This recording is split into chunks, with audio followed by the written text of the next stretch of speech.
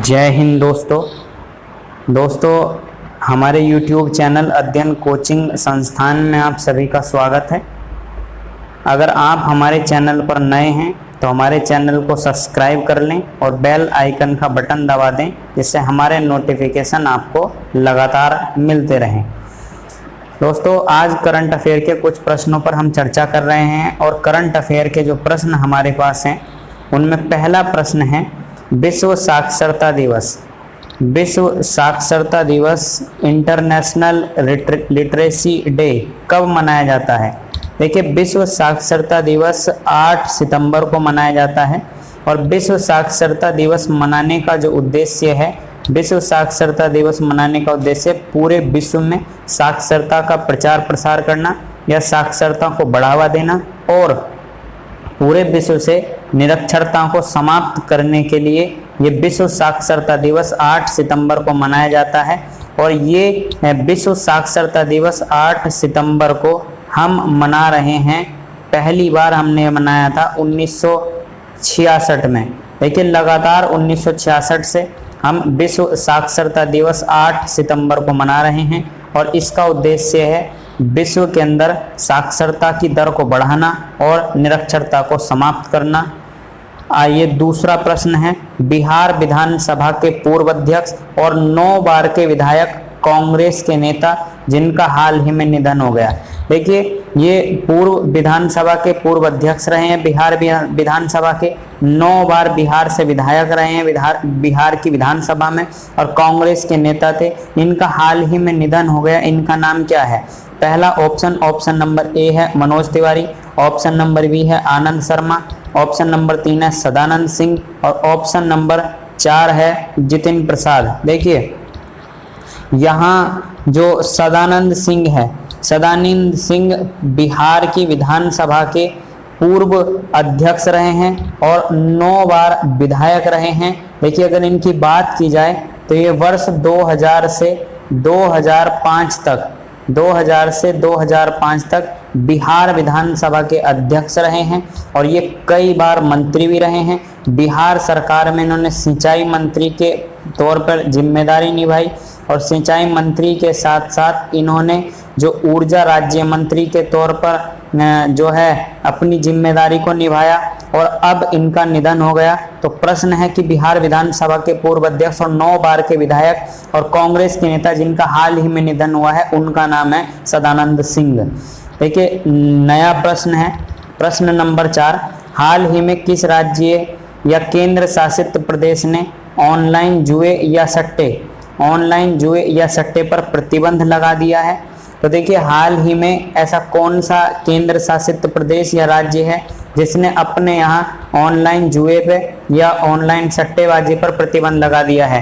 तो इसका option number 1 है बिहार, ऑप्शन नंबर 2 है उत्तर प्रदेश, ऑप्शन नंबर 3 है तमिलनाडु, ऑप्शन नंबर 4 है कर्नाटक। तो देखिए, ऑनलाइन जुए या सट्टे पर प्रतिबंध लगाने वाला जो राज्य है वह है ऑप्शन नंबर डी, कर्नाटक।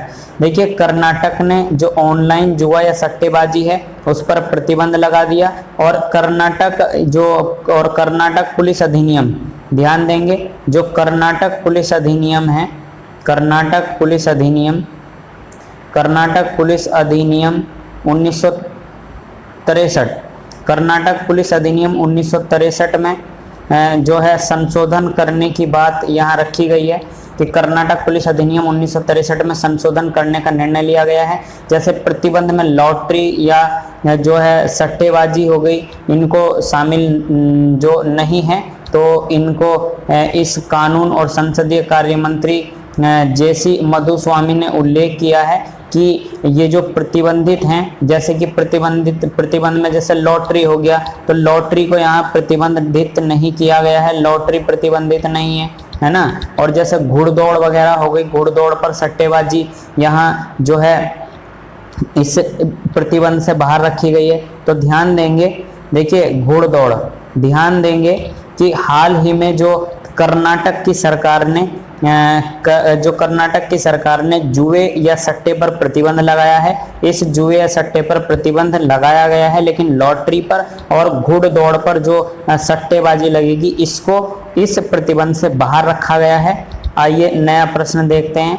देखिए, किस प्रदेश या किस केंद्र शासित प्रदेश ने केवल क्षेत्र के स्थायी निवासी प्रमाण पत्र धारकों को निवासी प्रमाण पत्र जारी करने का निर्णय लिया है? देखिए, अभी दो नए राज्य बने थे, एक जम्मू कश्मीर और एक लद्दाख। तो इनमें से जो लद्दाख राज्य है, लद्दाख राज्य केवल उन्हीं व्यक्तियों को निवास प्रमाण पत्र जारी करेगा जिनके पास स्थायी निवास प्रमाण पत्र था। किसका? जम्मू कश्मीर राज्य का। देखिए, जम्मू कश्मीर राज्य से अलग होकर के लद्दाख बना था और लद्दाख केवल उन्हीं व्यक्तियों को निवास प्रमाण पत्र जारी करेगा जिनके पास जम्मू और कश्मीर का जो स्थायी निवास प्रमाण पत्र था।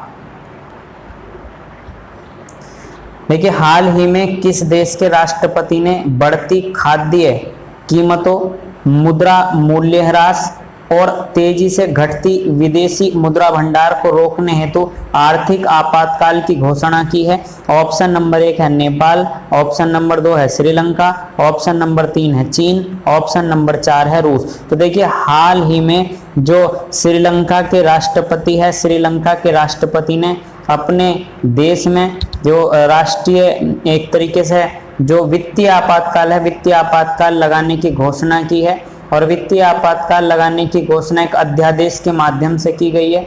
यहाँ जो इस अध्यादेश के माध्यम से या इस आपातकाल के माध्यम से बिना वारंट के लोगों को गिरफ्तार करने, उनकी संपत्ति को जब्त करने और किसी भी परिसर में प्रवेश करने से पहले तलाशी लेने इत्यादि जैसे जो आदेश हैं वो दिए गए हैं और इन आदेशों को न्यायालय में चुनौती नहीं दी जा सकती। तो प्रश्न ये बनेगा कि हाल ही में किस देश के अंदर जो है वित्तीय आपातकाल लगाया गया है? तो आंसर होगा श्रीलंका। श्रीलंका में जो आवश्यक वस्तुएं हैं उन आवश्यक वस्तुओं की आपूर्ति पर आपातकाल घोषित किया गया है और ऐसी परिस्थिति में जो सरकार होती है वो इन सारी चीजों को अपने कब्जे में ले लेती है जो आवश्यक वस्तुएं होती हैं।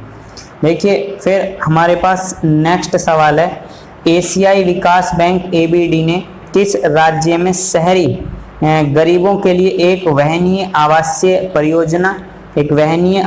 परियोजना के लिए 15 करोड़ डॉलर लगभग 1095 करोड़ रुपए के ऋण की मंजूरी दी है? तो इसका उत्तर होगा तमिलनाडु। देखिए, तमिलनाडु की सरकार को ये जो एशियाई विकास बैंक है, एशियाई विकास बैंक ने 15 करोड़ डॉलर लगभग 1095 करोड़ रुपए के ऋण की मंजूरी दी है और ये जो कुल GDP का लगभग 8.54% भाग है। और यहाँ जो एक तरीके से इसका उपयोग जो किया जाएगा वो तमिलनाडु के ग्रामीण और शहरी क्षेत्रों में जो विस्थापन जो बढ़ रहा है उस विस्थापन को रोकने के लिए इन परियोजनाओं का उपयोग किया जाएगा या इस वित्त का उपयोग किया जाएगा। नया प्रश्न है, किस राज्य की राज्यपाल बेबी रानी मौर्य? बेबी रानी मौर्य कौन से राज्य की राज्यपाल थी? ये उत्तराखंड की राज्यपाल थी। तो बेबी रानी मौर्य ने राष्ट्रपति रामनाथ कोविंद को अपना इस्तीफा सौंप दिया है। तो देखिए, उत्तराखंड की राज्यपाल बेबी रानी मौर्य ने जो देश के राष्ट्रपति हैं रामनाथ कोविंद को अपना इस्तीफा सौंप दिया है। धन्यवाद।